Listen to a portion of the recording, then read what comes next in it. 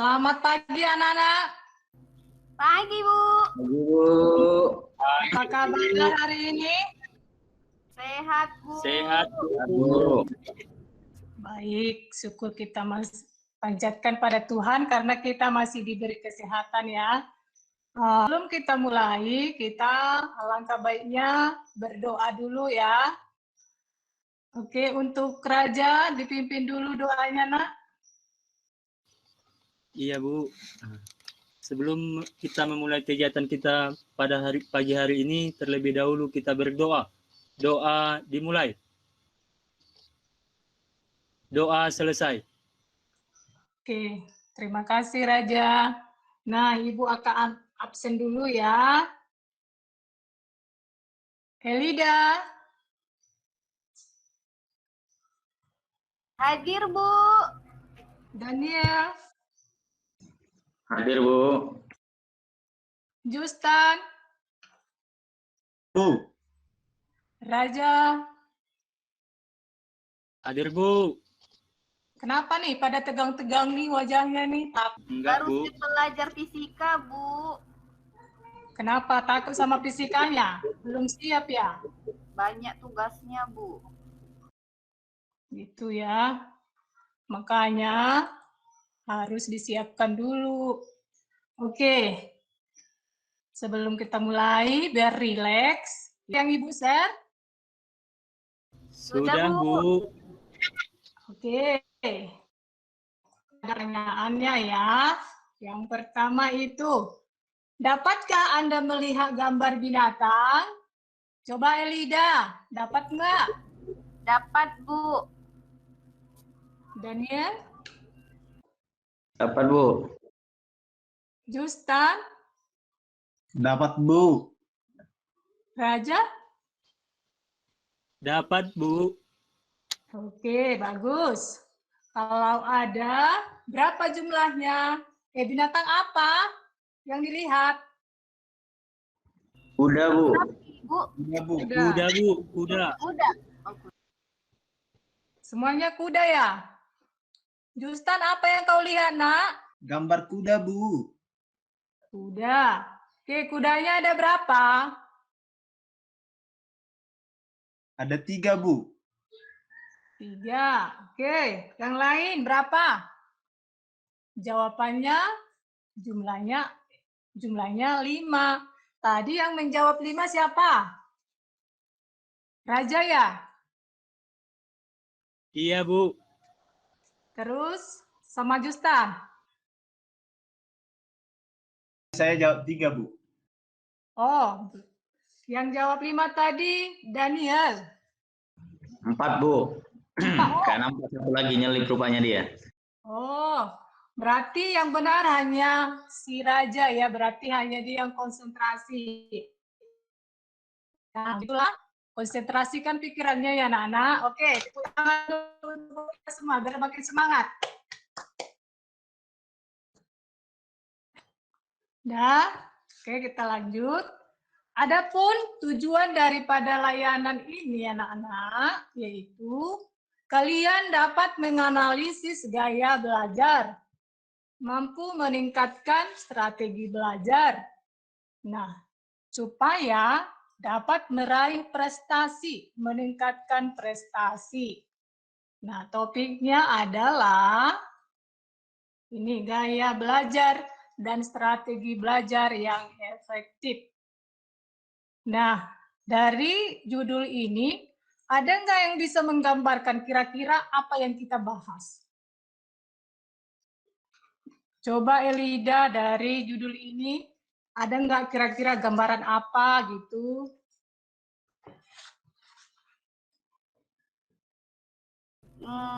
Gambaran supaya kita tahu belajar efektif itu seperti apa ya, Bu?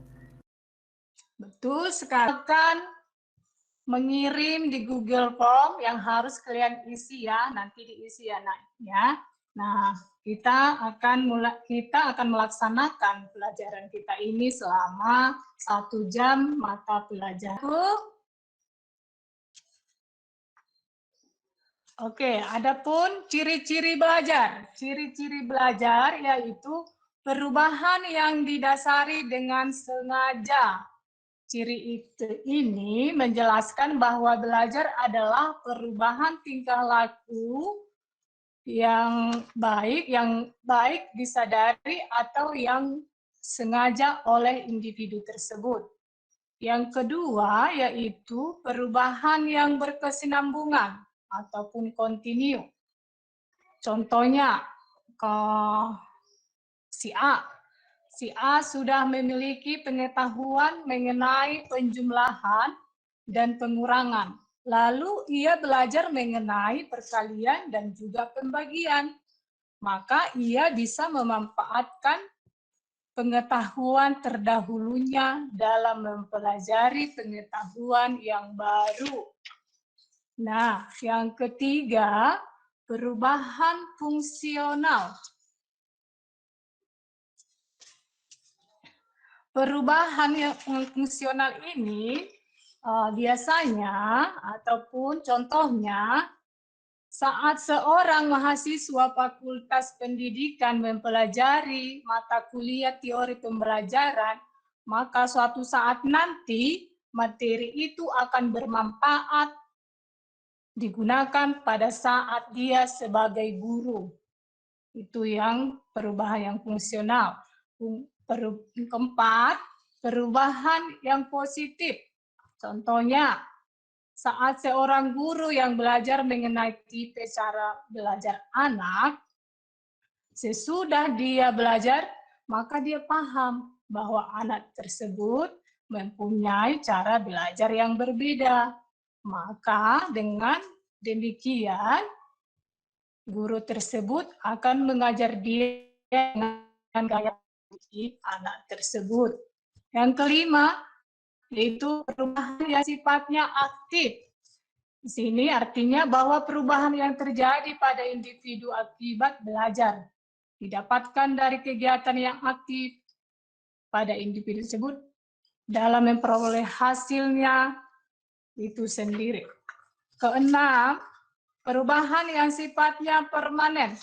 Yang sifatnya permanen, menetap ya. Berarti contohnya ini yaitu ketika kita ataupun anak sekolah yang belajar mengenai komputer, lalu ia dapat mengoperasikan komputer tersebut, maka kemampuan itu selanjutnya akan bertahan dalam waktu yang lama karena dia sudah mengetahuinya ataupun punya ilmu. Nah, yang ketujuh,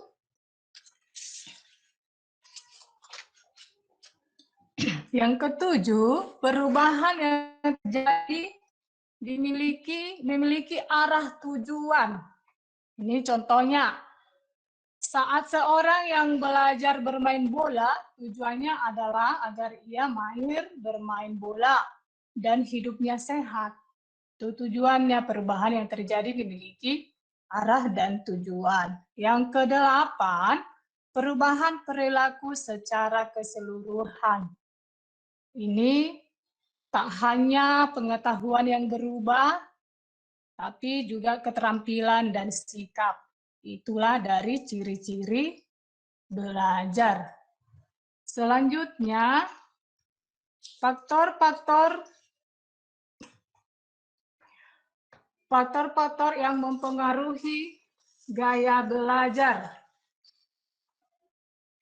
yaitu faktor internal. Faktor internal ini ada juga dibagi tiga. Satu, faktor jasmani. Faktor jasmani ini yaitu faktor jasmani ini yaitu faktor kesehatan dan cacat tubuh. Faktor kesehatan berpengaruh pada kegiatan belajar. Proses belajar akan terganggu jika kesehatan seseorang terganggu. Kalau faktor yang tadi Ibu katakan ada yang cacat tubuh, biasanya ini kalau misalnya dia buta, setengah melih, setengah tuli, ataupun setengah buta, patah kaki, lumpuh, dan lain-lain, nah keadaan ini juga akan mempengaruhi kegiatan belajarnya. faktor psikologis.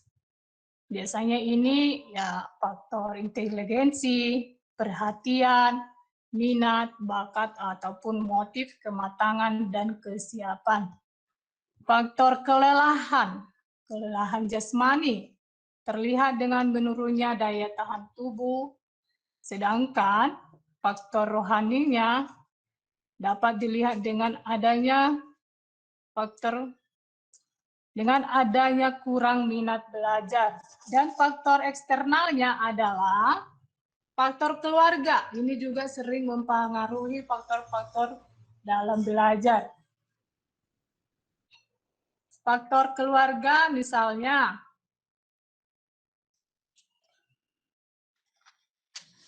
dalam suatu keluarga itu ada didikan yang kurang bagus, ataupun faktor orang tuanya kurang memperhatikan, itu faktor keluarganya. Faktor sekolah, ada juga faktor sekolah, yaitu kurikulumnya ataupun daripada bangunan sekolahnya. Selanjutnya, faktor masyarakat, ini juga ya yang sering mempengaruhi faktor masyarakat ini, yaitu faktor pergaulan. Nah, selanjutnya adalah strategi belajar yang efektif. Dan dari yang kita tahu tadi, ada faktor-faktor yang mempengaruhi kita belajar, maka adalah strateginya. Nah, strategi yang pertama yaitu tentukan tujuan utamamu. Misalnya, sebagai contoh, jika tujuan awalmu untuk belajar adalah masuk dalam perguruan tinggi ternama, yang harus kamu tetapkan adalah untuk bisa memiliki nilai yang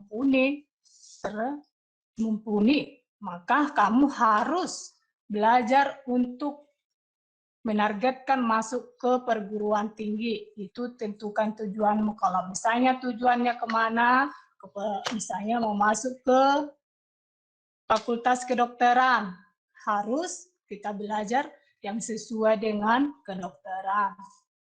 Nah, yang kedua, membuat jadwal belajar. Nah, misalkan setiap hari kamu akan belajar setidaknya selama 2-3 jam. Dengan istirahat 10 menit. Selain itu, kamu juga membuat waktu yang selanjutnya. Maksudnya di sini kamu buat jadwalnya, kamu atur, misalnya jam sekian sampai jam sekian belajar, jam sekian sampai jam sekian istirahat, jam sekian sampai jam sekian membantu ibu ataupun orang tua. Selanjutnya, merangkum pelajaran. Ketiga ya nak, membangun suasana belajar yang nyaman. Nah, kamu bisa membangun suasana belajar yang nyaman sebagai salah satu strategi belajar yang efektif. Misalnya apabila kamu memang merasa lebih fokus belajar ketika mendengarkan musik, maka kamu bisa memasang musik favoritmu melalui speaker ataupun headset. Merangkum pelajaran. Nah, di sini juga dalam merangkum pelajaran, setelah kamu belajar di sekolah, dengan merangkum pelajaran, kamu bisa mempersingkat waktu belajar sekaligus mencerna materi dengan lebih cepat. Kamu bisa membuat rangkuman dengan menggunakan bahasa sendiri, sesuai dengan apa yang kamu pahami. Tidak hanya untuk mempersingkat waktu, strategi belajar efektif ini juga sangat efektif. Yang kelima, buat akronim yang mudah diingat. Contohnya, buat singkat-singkatan biar gampang. Contoh seperti saja pemilu, seperti luber, ya, itu. Dan keenam, memahami bukan menghafal. Di sini seringkali kita, apalagi kalau mau ujian, hanya menghafal ya. Ini tidak baik. alangkah baiknya kita pahami dulu, baru kita akan mengerti. Yang ketujuh, perbanyak materi yang kurang dipahami. Maksudnya di sini, kalau kita mempelajari ataupun sudah belajar di sekolah, banyak materi. Ada materi yang tidak bisa kita pahami, dibuat tulisan-tulisan, nanti setelah itu akan kita tanya lagi ataupun kita cari lagi sumber-sumber yang bisa membuat kita tahu. Dan semakin banyak kita buat list yang tidak tahu, semakin banyak pula nanti yang kita tahu. Nah, yang kedelapan, yang terakhir ini, hindari begadang. Nah, untuk belajar yang penting, yang efektif, kita tidak boleh begadang, karena begadang ini juga mempengaruhi kesehatan kita. Nah, strategi yang Ibu buat di sini tadi, kira-kira mana yang sudah kalian jalankan, anak-anak?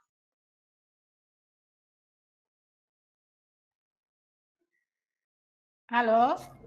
Membuat jadwal belajar, Ibu. Membuat jadwal belajar ya, bagus. Yang lain? Saya yang nomor 8 aja, Bu. Hindari begadang. Iya, Nak? Iya, Bu. Yang lain, Justan?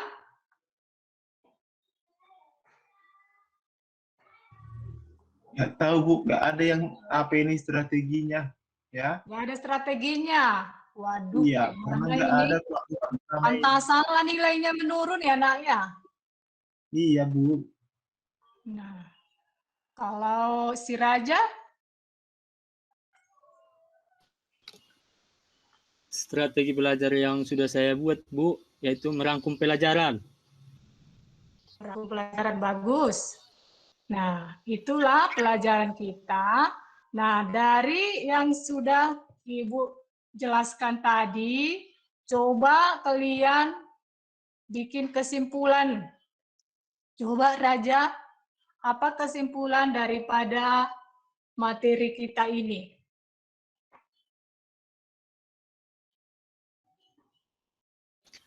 Kesimpulan dari yang saya tanggap, apa yang kita pelajari ini tentang belajar efektif, kita harus memahami bagaimana strategi belajar efektif untuk mendapatkan prestasi belajar yang baik, Bu. Bagus. Ada lagi?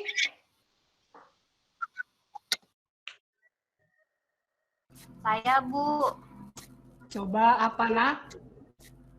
salah satu cara yang saya lakukan supaya saya dapat belajar secara efektif yaitu menyusun jadwal. Iya, bagus. Ada lagi, Daniel? Coba Ya, Bu. simpulkan, Nak, dari materi kita ini, apa kesimpulan menurut kamu? Ya, di dalam belajar pun kita harus punya strategi, Bu. Iya, Biar belajar kita efektif. iya, betul. Oke, itulah tadi pelajaran kita, yaitu gaya belajar dan strategi belajar yang efektif. Ya, setelah kita tahu tadi macam-macam gaya belajar, nah kira-kira mana yang cocok untuk kita pilih dan kita sesuaikan strategi kita dengan apa yang sesuai yang kita miliki.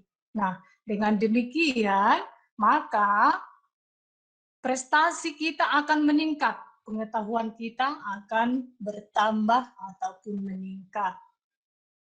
Demikianlah materi kita untuk saat ini. Tapi sebelum kita akhiri, kita baiknya berdoa dulu. Untuk itu, Ustaz pimpin doa dulu ya, Nak.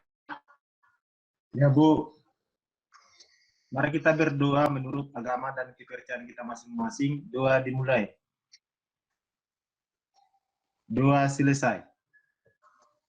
Oke, terima kasih. Tetap jaga kesehatan. Di masa pandemi ini kita tidak boleh ya keluar tanpa pakai masker. Oke, kita akan akhiri ya, Nak. Selamat pagi. Pagi, Bu.